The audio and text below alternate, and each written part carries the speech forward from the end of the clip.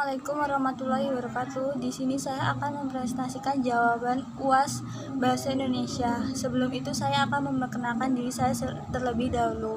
Perkenalkan, nama saya Rosa Bella Sundari, NPM 0241040273 dari kelas BKID. Pertama, musuh utama dalam penulisan karya ilmiah adalah plagiasi. Jelaskan pendapat Anda mengenai tindakan plagiasi dan bagaimana semestinya Anda sebagai mahasiswa bersikap dalam menanggapinya. Saya akan menanggapinya. Plagiasi sebagai tindakan penjiplakan terhadap suatu karya secara sepenuhnya. Misalnya, menjiplak karya ilmiah secara sepenuhnya, akan tetapi ternyata plagiasi bukan hanya menjiplak secara sepenuhnya, melainkan juga menguntit penulis kembali ide orang lain dengan tidak mencantumkan sumber. Kedua, jelaskan tahapan-tahapan persiapan penulisan karya ilmiah. Tahapan-tahapan penulisan karya ilmiah dibagi menjadi 5. 1. Persiapan, pengumpulan data, pengorganisasian dan pengonsepan data, pemeriksaan atau penyuntingan konsep, penyajian. 3. Menulis karya ilmiah bermanfaat untuk diri penulis, pembaca, masyarakat, dan ilmu pengetahuan. Jelaskan apa saja manfaat menurut pendapat Anda. Manfaat penulis karya ilmiah bagi mahasiswa. Mahasiswa dapat mengetahui, memahami konsep dasar penulisan karya ilmiah. Mahasiswa dapat mengetahui dan mengalami naskah ilmiah.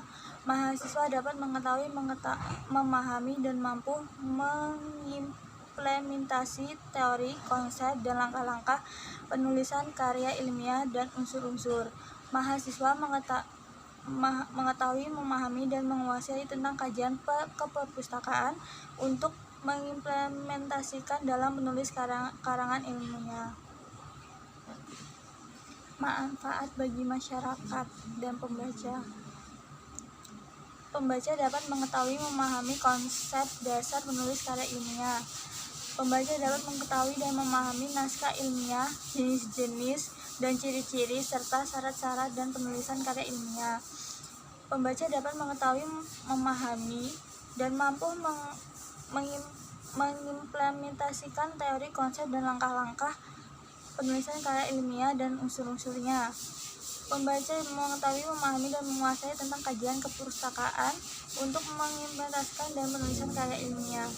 4. Jelaskan sifat bahasa dan unik sekaligus universal. Selain bersifat unik, bahasa juga bersifat universal. Artinya adalah ciri-ciri yang sama memiliki oleh setiap bahasa yang ada di dunia ini. Misalnya, semua bahasa mempunyai bunyi vokal dan konsonan. Setiap bahasa mempunyai satuan-satuan yang bermakna baik berupa leksikon, frasa, kolusa, kalimat, dan wawancara. Dari manakah bahasa Indonesia berasal? Asal bahasa Indonesia, keputusan Kongres Bahasa Indonesia II pada tahun 1945 di Medan menyatakan bahasa Indonesia berasal dari bahasa Melayu. Bahasa Indonesia tumbuh dan berkembang dari bahasa Melayu. 6. Jelaskan fungsi bahasa sebagai bangsa persatuan. Fungsi bahasa persatuan bahasa sebagai pemersatu suku bangsa, yaitu pemersatu suku agama, ras, dan antara golongan SAR bagi suku bangsa Indonesia dari Sabang sampai Merauke. Fungsi persatuan ini heterogenitas atau kebenekaan sudah dicanangkan dalam Sumpah Pemuda 28 Oktober 1928. Nomor 7. Jelaskan makna dari peribahasa bahasa menunjukkan bangsa. Arti dari peribahasa dari bahasa menunjukkan bangsa adalah baik buruknya sifat atau karakter seorang bisa dilihat dari tutur kata atau bahasa. Nomor 8. Apakah tepat dan baik seandainya Anda sebagai mahasiswa berbicara dengan rektor atau pemimpin universitas menggunakan kosakata bahasa alay? Misalnya, Anda berkata, "Ah, Bapak, lebih deh, masa gitu aja dibikin pusing. Kuis aja kali dan jelaskan bahasa berkaitan dengan norma dan adat." Menurut norma merupakan aturan atau pedoman resmi yang berlaku di masyarakat yang mengatur benar atau salahnya perilaku seorang. Apabila melanggar norma, biasanya masyarakat akan memberi sanksi. Adat. Menurut adat merupakan suatu gagasan kebudayaan yang terdiri dari nilai-nilai kebudayaan, norma, kebiasaan lembaga, dan hukum adat yang berlaku.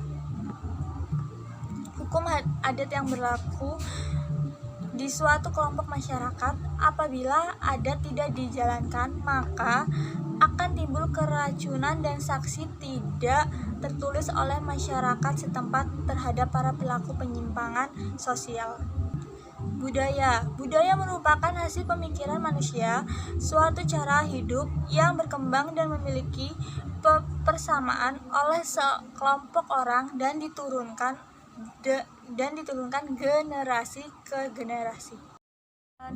Apa perbedaan bahasa lisan dan tulis? Bahasa lisan adalah bahasa yang dikatakan seseorang kepada orang lain, sedangkan bahasa tulis adalah bahasa yang ditulis oleh seseorang di atas kertas atau buku dan dibaca oleh orang lain. 10. Kembangkan kalimat-kalimat topik berikut ini yang menjadi satu paragraf dengan menggunakan tanda baca yang tepat. A. Kemajuan teknologi informasi telah mengubah keseharian hidup masyarakat. B. Pendidikan anak usia dini harus dapat mengoptimalkan periode usia emas seorang anak. Jawaban yang A. Orang tua yang memperhatikan dan memahami pentingnya masa golden age, anak harus memiliki pemahaman akan potensi anak agar potensi anak terterang dengan benar. Misalnya, jika anak sangat menyukai dan berminat dengan musik, dukungan ia untuk les musik. Atau misalnya anak terlihat menonjol di bidang linguistik, maka dukung anak untuk selalu berani berbicara di depan orang banyak. Jangan hancurkan potensi mereka dengan banyak melarang dan menakut-nakuti anak. B. Seperti hal yang orang dewasa, anak-anak juga sangat berisiko kecanduan. Awalnya hanya bermain game saja, namun lama-kelamaan mereka sudah menemukan kesenangan tersendiri dengan benda tersebut, sehingga menyebabkan anak tidak berminat berinteraksi dengan orang lain. Kebiasaan anak yang asik dengan gadget akan berpengaruh terhadap kemampuan otak untuk mendapat informasi. Salah satunya ketika anak mendapatkan pelajaran sekolah, mereka sulit memahami apa yang disampaikan guru. Selain itu, anak cenderung malas belajar serta membaca buku. Mereka lebih suka memain gadget sehingga prestasinya menurun. Cukup sekian jawaban dari saya. Jika saya ada salah-salah kata, saya mohon maaf dan saya ucapkan terima kasih. Assalamualaikum warahmatullahi wabarakatuh.